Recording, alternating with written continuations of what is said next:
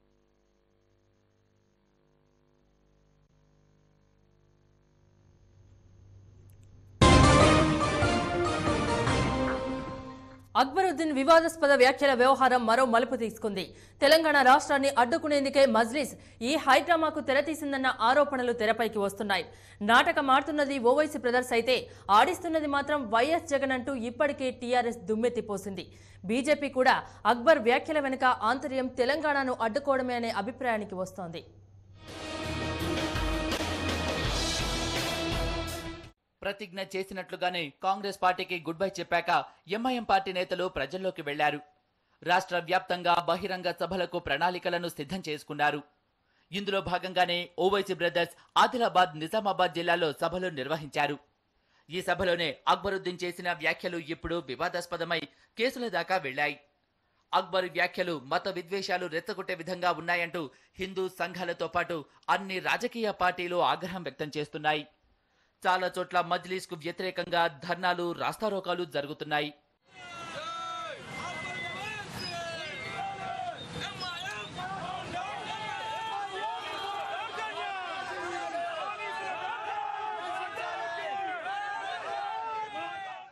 అయితే వివాదాస్పదమైన అక్బరుద్దీన్ వ్యాఖ్యలు దేశ సమైక్యతను మాత్రమే దెబ్బతీసే విధంగా లేవని రేపో మాపో ప్రత్యేక రాష్ట్రం వస్తుందన్న ఆశతో ఉన్న తెలంగాణ ప్రజల ఆకాంక్షను కూడా దెబ్బతీసే విధంగా ఉన్నాయనే ఆరోపణలు తెరపైకి వస్తున్నాయి ప్రత్యేక తెలంగాణను అడ్డుకునేందుకు చేస్తున్న కుట్రలో భాగమే అక్బరుద్దీన్ వ్యాఖ్యల వెనుక అసలు అర్థమని టీఆర్ఎస్ ఆరోపిస్తోంది ప్రత్యేక రాష్ట్రానికి వ్యతిరేకంగా ఉన్న వైఎస్ఆర్ కాంగ్రెస్ పార్టీ మజ్లిస్ బ్రదర్స్ చేత ఈ నాటకాన్ని ఆడిస్తోందని ఇప్పటికే టీఆర్ఎస్ నేత కేటీ రామారావు ఆరోపించారు చంచల్గూడ జైల్లో ఉండి జగన్ ఆడిస్తుంటే ఓవైసీ బ్రదర్స్ ఆడుతున్నారని ఆరోపించారు రాజశేఖర రెడ్డి గారి కుటుంబం మళ్ళీ ఒకసారి తెలంగాణను అడ్డుకోవడానికి ఇవాళ చెంచల్గూడ జైల్లో కూర్చున్న జగన్మోహన్ రెడ్డి గారు 100% కుట్రపూరితంగా హిందూ ముస్లింల మధ్యన చిచ్చు పెట్టడానికి ఖచ్చితంగా తెలంగాణలో కలిసిమెలిసి సోదరభావంతో ఉంటున్న వారిని విడగొట్టడానికి తద్వారా తెలంగాణ ఇస్తే ఇక్కడ మత ఘర్షణలు వస్తాయనే ఒక అపవాదును ప్రచారం చేయడానికి ప్రయత్నం చేస్తూ ఉన్నారు నేను జగన్మోహన్ రెడ్డి గారు దీని వెనకాల ఉన్నారని కూడా నేను ఖచ్చితంగా చెప్తా ఉన్నాను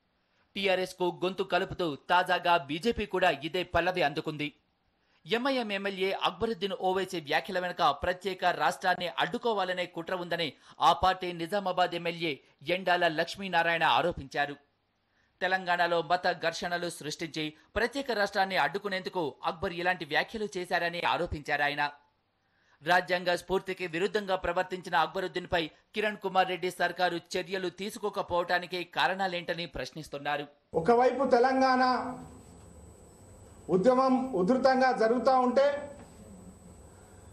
తెలంగాణ రాష్ట్రానికి వ్యతిరేకంగా పనిచేసేటువంటి వ్యక్తులు మరి ఇక్కడ ప్రశాంతంగా జరుగుతున్నటువంటి ఉద్యమానికి పక్కదో పట్టించేటువంటి ప్రయత్నంలో భాగమా దీన్ని సమగ్రంగా దర్యాప్తు చేయాలా దీని వెనుక ఉన్నటువంటి ఆలోచనలను దీని వెనుక ఉన్నటువంటి కుట్రలను మరి బయటకు తీయాలని చెప్పి మేము డిమాండ్ చేస్తా ఉన్నాం అయితే కొందరు సీమాంధ్ర నాయకులు కూడా తెలంగాణ రాజకీయ నాయకుల ఆరోపణలకు ఆజ్యం పోసే విధంగానే స్పందిస్తున్నారు మత విద్వేషాలు రెచ్చగొట్టేలా వ్యాఖ్యలు చేశారన్న అక్బరుద్దీన్ కంటే ముందు టీఆర్ఎస్ బీజేపీ నాయకులపై దేశద్రోహం కేసులు నమోదు చేయాలని డిమాండ్ చేస్తున్నారు సీమాంధ్రకు చెందిన మాజీ ఎమ్మెల్యే అడుసుమిల్లి జయప్రకాష్ తెలంగాణకు సీమాంధ్ర ప్రజల్ని రానివ్వమని కేసీఆర్, కేటీఆర్, హరీష్ రావు, కోదండరాం, మధు యాష్కీలు వ్యాఖ్యలు చేశారని ఆరోపించారు. ముందు వీరందరిపై దేశద్రోహం కేసులు నమోదు చేశాక అక్బరుద్దీన్పై కేసులు పెట్టాలని ఆయన డిమాండ్ చేశారు. ఏ చట్టం అయితే ఇవాళ ద్వారా అక్బరుద్దీన్ మీద కేసు పెట్టారో అదే 153A 100% పాళ్ళు కేసీఆర్, కోదండరాం, కవిత, ఈటెల రాజేందర్, హరీష్ రావు, అరవింద్ రెడ్డి వీళ్ళందరి మీద కూడా వర్తిస్తుంది. ఈ ప్రాంతీయ విద్వేషాన్ని రెచ్చగొట్టి పోషిస్తున్న వీళ్ళని ఎందుకు అరెస్ట్ చేయరు? వీళ్ళ మీద ఎందుకు క్రిమినల్ చర్యలు తీసుకోరు? వీళ్ళ మీద ఎందుకు కేసులు నమోదు చేయరు? ఇటు తెలంగాణను అడ్డుకుని తీరుతామని ఎంఐఎం అధినేత అసదుద్దీన్ ప్రతిజ్ఞ చేయటం, అటు అక్బరుద్దీన్ మత సామరస్యాన్ని రెచ్చగొట్టేందుకు ప్రయత్నించాడని ఆరోపణలు వెల్లువెత్తడం, ఇటు సీమాంధ్ర నేతలు కూడా తెలంగాణ నాయకులపై దేశద్రోహం కేసులు పెట్టాలని డిమాండ్ చేస్తుండటంపై తెలంగాణ నాయకులు కొత్త అర్థాలు వెతుక్కుంటున్నారు. తెలంగాణకు అడ్డుపడే కుట్రలో భాగంగానే మజ్లిస్ చేత ఈ నాటకాన్ని నడిపిస్తున్నారని ఆరోపిస్తున్నారు.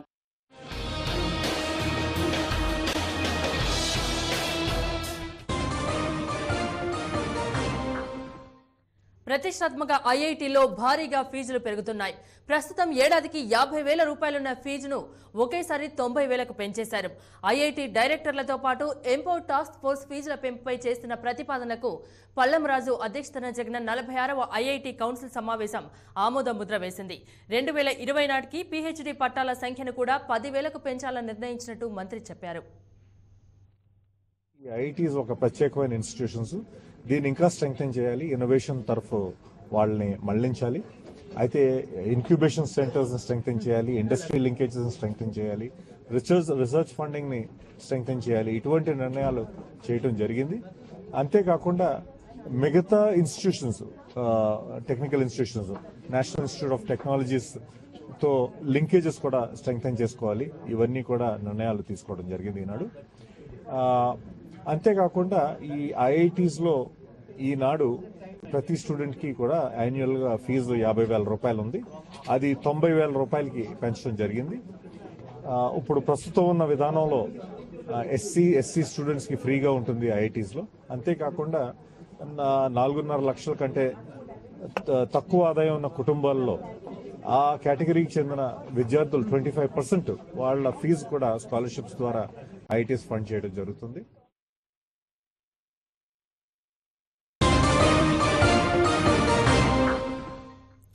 టీఆర్ఎస్ అధినేత ప్రాతినిధ్యం వహిస్తున్న మహబూబ్ నగర్ లో విభేదాలు భగ్గుమన్నాయి. మీడియా సాక్షిగా నేతలు మాటల యుద్ధానికి దిగారు. సమాచారం లేకుండా పార్టీ కార్యక్రమాలు ఎలా నిర్వహిస్తారని నియోజకవర్గం ఇన్ఛార్జ్ పొలిట్ బ్యూరో సభ్యుడు ఇబ్రహీం జిల్లా ఇన్ఛార్జ్ విఠలరావు నిలదీశారు. ఈ విషయంలో కలగజేసుకున్న మరో నేత జనార్దన్ కోట్ల కిషోర్ ఇబ్రహీంను నిలువరించే ప్రయత్నం చేశారు. దీంతో వివాదం ముదిరింది.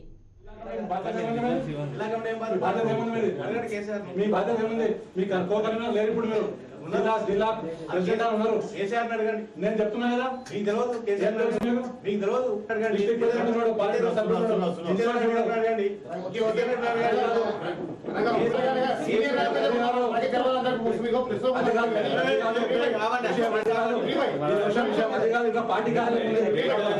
పార్టీ ఇచ్చారండి మీరు. ఎవరికి అపాయింట్ చేస్తారు? ఎట్లా అపాయింట్ చేస్తారు మీరు? ఇంకోటి ప్రెస్ లా ఏమంటున్నాడు? ఈనాడు ప్రెస్ ఏమొచ్చింది ఈరోజు?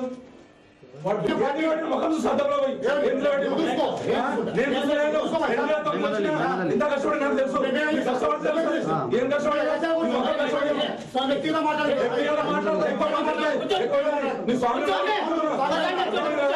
స్వామి గౌరవిస్తున్నారు.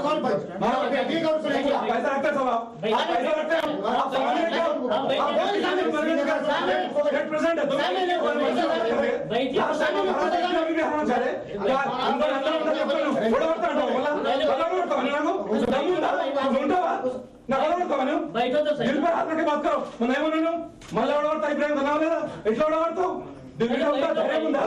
గుండెకి ధైర్యం పెట్టి మాట్లాడు. ఏం బయట ముందర బయట అంటారేమో అన్ని బడే లోగే చాలా ఓపిక నశిస్తున్నది. మీరు గమనించాలి. ఓపిక నశిస్తుంది తెలుసు చెప్తున్నా. మనిషి ఓపిక నశించదు. పైసలు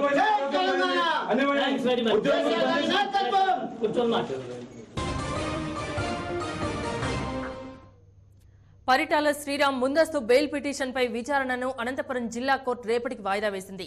ఈ కేసులో పోలీసులు అత్యుత్సాహం చూపించి అనవసరమైన సెక్షన్లు పెట్టారని శ్రీరామ్ తరపు లాయర్లు వాదనలు వినిపించారు.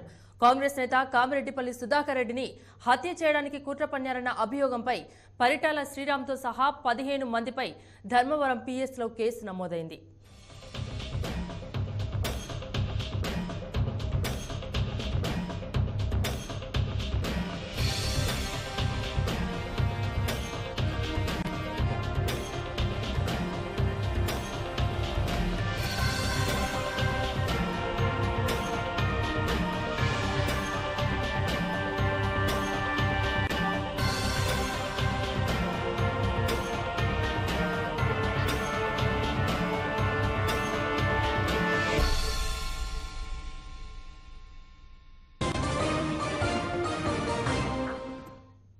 నల్లారి కిరణ్ సీఎం సీటును అధిష్ఠించి 2 ఏళ్లు దాటిపోయింది.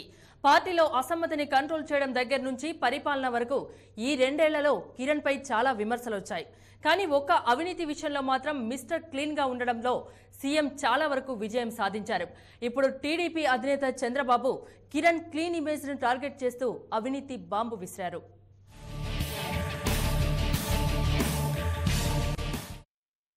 వస్తున్న మీకోసం యాత్రలో ఉన్న చంద్రబాబు అటు టీఆర్ఎస్ ను ఇటు వైఎస్ఆర్సీపీని కాసేపు పక్కన పెట్టి ఆపరేషన్ టార్గెట్ కిరణ్ మొదలు పెట్టేశారు. విద్యుత్ ఛార్జీల పెంపు ప్రతిపాదనను తీవ్రంగా వ్యతిరేకిస్తున్న చంద్రబాబు పనిలో పనిగా సీఎంపై అవినీతి ఆరోపణలు చేశారు.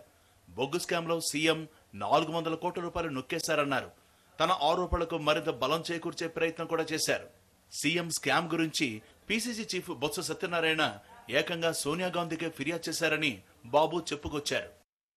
ఈ రోజుండే ముఖ్యమంత్రి కిరణ్ కుమార్ రెడ్డి గారు బొగ్గును దిగుమతి చేసుకుని 400 కోట్లు కొట్టేశాడు. అది మనం చెప్పడం కాదు, వాళ్ళ పిసిసి అధ్యక్షుడే ఢిల్లీకి పోయి సోనియా గాంధీ గారికి కంప్లైంట్ ఇచ్చే పరిస్థితి వచ్చారు. అంటే వీళ్ళ అవినీతి, వీళ్ళ దోపిడీ మన మీద భారంగా పడే పరిస్థితి వచ్చింది. చంద్రబాబు చేసిన విమర్శలను ఖండించడం కన్నా వాటిలో పసలేదని నిరూపించడానికే కాంగ్రెస్ ఎక్కువ ప్రాధాన్యత ఇస్తోంది. అసలు మనం దిగుమతి చేసుకునే బొగ్గు విలువే 700 కోట్ల రూపాయలు అయినప్పుడు అందులో 400 కోట్ల రూపాయలు కమిషన్ తీసుకోవడం ఎలా సాధ్యమని పిసిసి అధికార ప్రతినిధి తులసిరెడ్డి ప్రశ్నిస్తున్నారు. సంవత్సరానికి బొగ్గు కోసం ఏపీ జెన్కో 6,500 కోట్ల రూపాయలు ఖర్చు పెట్టి కొంటుంది. 6,500 కోట్లు. ఈ 6,500 కోట్లలో 5,800 కోట్లు స్వదేశీ బొగ్గు కోసం, 700 కోట్ల రూపాయలు విదేశీ బొగ్గు కోసం. కాబట్టి ఓవరాల్గా విదేశీ బొగ్గు కొనుగోలుకు ఏపీ జెన్కో సంవత్సరానికి చేస్తున్నటువంటి ఖర్చు 700 కోట్ల రూపాయలు. కాబట్టి ఈ 700 కోట్ల రూపాయల బొగ్గు కొనేదానికి ఆ దిగుమతి చేసుకునే కంపెనీలకు ఆ దిగుమతి చేసేది 700 కోట్లకు, దాంట్లో 400 కోట్లు సీఎంకు కమిషన్ ఇచ్చారంట. మరోవైపు కిరణ్ అసమ్మతి వర్గంలో అగ్రగణ్యుడిగా పేరు పొందిన డిఎల్ ఈ అంశంపై తనదైన శైలిలో స్పందించారు. చంద్రబాబు ఆరోపణలను ఖండించకుండా, అలాగని సమర్థించకుండా మీకు తోచినట్టు అన్వయించుకోండి అన్న తరహాలో వ్యాఖ్యానించారు. వ్యక్తిగతంగా నా అభిప్రాయం ఏంటంటే మనం కోల్ ఇంపోర్ట్ చేసుకోవాల్సిన అవసరం మన దగ్గర ఉంది. కోల్ సఫిషియెంట్ కోల్ ఉంది. సింగరేణి కాలనీస్లో మనం తీసుకోవచ్చు. మరి ఈ ఆలోచనతో మరి ఇప్పుడే కాదు ముందు కూడా ఇంపోర్ట్ చేసుకుంటా ఉన్నారని అంటారు. మరి కిరణ్ పై ఆరోపణలు చేస్తూ చంద్రబాబు చాలా తెలివిగా బొత్స పేరును కూడా ప్రస్తావించారు. సరిగ్గా ఇదే పాయింట్ పట్టుకుని తెలుగు తమ్ముళ్లు కిరణ్ పై అటాక్ మొదలు పెట్టారు. గత ఏడాది ఏప్రిల్లో కిరణ్ పై సోనియాకు బొత్స ఫిర్యాదు చేసినట్టు వార్తలు వచ్చినప్పుడు కాంగ్రెస్ వాళ్లు ఎందుకు ఖండించలేదని టీడీపీ ప్రశ్నిస్తోంది. రాష్ట్ర కాంగ్రెస్ అధ్యక్షుడు బొత్స సత్యనారాయణ గారే సోనియా గాంధీ గారికి లేఖ రాశారని స్పష్టంగా గత సంవత్సరం ఏప్రిల్ నెలలో 5వ తేదీన పేపర్లు అన్నింటిలో వచ్చింది. మరి బొత్స సత్యనారాయణ గారు చెప్పింది అబద్ధం అని చెప్పి ఇదే కాంగ్రెస్ నాయకులు ఇప్పుడు మా చంద్రబాబు నాయుడు గారి ప్రకటన ఖండిస్తున్నటువంటి వాళ్ళు ఆ రోజున ఎందుకు మాట్లాడలా? అది వాస్తవమే అన్నట్లు అందరు సైలెంట్గా ఉండారుగా. అంటే వాళ్ళ నాయకులు చెప్తే వాస్తవం, మేము చెప్తే అవాస్తవం, ఊరినే మేము నిందారోపణలు చేస్తున్నాం అనేది. సీఎంపై చంద్రబాబు చేసిన వ్యాఖ్యల వెనుక ఉద్దేశం ఏమిటన్నది ఇప్పుడు రాజకీయ వర్గాల్లో చర్చనీయాంశంగా మారింది. నిజంగానే అవినీతి జరిగిందా, లేక కిరణ్ కు ఉన్న క్లీన్ ఇమేజ్ ను దెబ్బతీయడానికే ఈ వ్యాఖ్యలు చేశారా అన్న ప్రశ్న పొలిటికల్ సర్కిల్లో తిరుగుతోంది. కిరణ్ టీం ఈ ఆరోపణల్ని తిప్పికొట్టడంతో పాటు వాటిలో ఏమాత్రం పసలేదని చెప్పడానికి ప్రయత్నిస్తోంది. మరోవైపు చంద్రబాబు అనువుగాని వేళలో అవినీతి ఆరోపణలు చేశారని రాజకీయ వర్గాల్లో చర్చ సాగుతోంది. విద్యుత్ ఛార్జీల పెంపు ప్రతిపాదనపై తీవ్ర స్థాయిలో నిరసన వ్యక్తమవుతోంది. క్రమంగా అది మరింత పెరగడం ఖాయం. వాటిని ఫేస్ చేయడానికి కిరణ్కు చాలా ఇబ్బంది పడాల్సి ఉంటుంది. ఇలాంటి సమయంలో ఈ ఆరోపణలు అనుకున్న స్థాయిలో పేలకపోవచ్చని ఎనలిస్టులు విశ్లేషిస్తున్నారు. అయితే ఇటు కిరణ్ ను ఇబ్బంది పెట్టడంతో పాటు బొత్స పేరు ప్రస్తావించి వారిద్దరి మధ్య సాగుతున్న కోల్డ్ వార్ ను మరింత రాజేయడంలో బాబు సక్సెస్ సాధించినట్టేనని విశ్లేషకులు తేల్చి చెబుతున్నారు.